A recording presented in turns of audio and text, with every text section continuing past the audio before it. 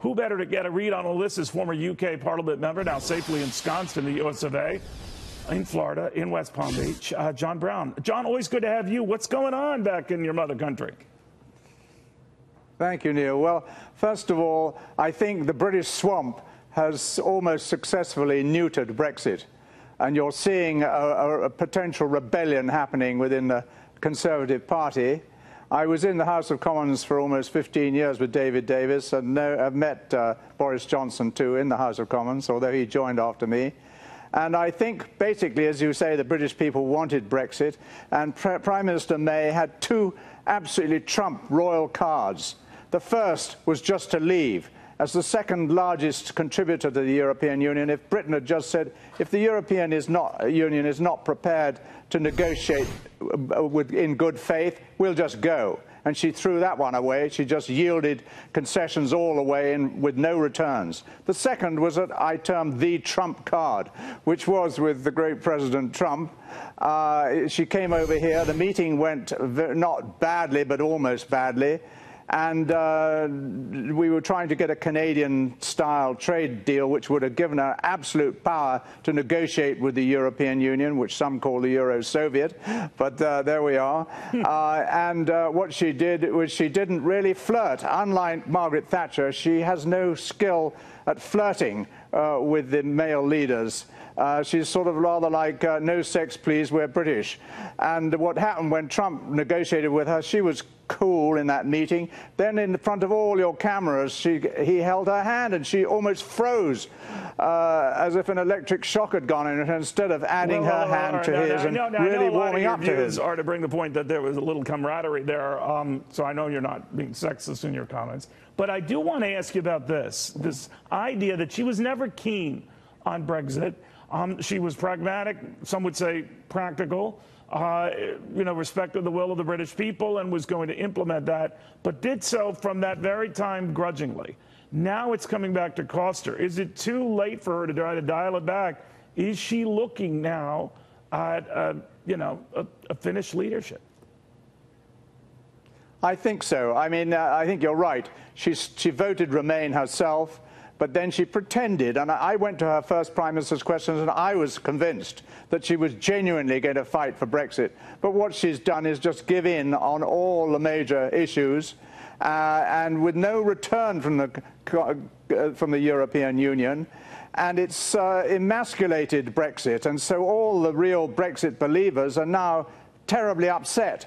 And that's why they're leaving. And, she was brutal with Boris. He resigned before he'd written his letter of resignation. 10 Downing Street announced it. And so she's putting forward what's called the Common Rule Book. And that means that Britain will be within all the endless regulations, like our bananas were not straight enough and things like that, within all these awful rules of the European Union and taxes and things like that, but sort of technically out, but fatally without even a seat on the board. So I think it's an untenable situation. I understand where you're coming, but she's got kind of the worst of both worlds now. Not in and certainly not out, and not getting any of the benefits of either. But the White House has already given a response to her wanting to meet with the president, discuss trade and other issues. The president continues to look forward to his working visit with the prime minister and further strengthening the U.S.-UK special relationship. It is a special relationship, but now she's going to be in the odd position of trying to get, a life raft from the very guy she held in the highest of contempt. Yes, and she even criticized one of his tweets under Muslim pressure from Britain, so she's not exactly favorable. She should have put Nigel Farage as the ambassador here. But she isn't, and you're totally right. That's exactly sums up what the situation is. And I mean, fancy a head of state going to a country and being insulted. I mean, the Muslim mayor of London has authorized this great balloon to go up with a naked figure or near-naked figure of Trump.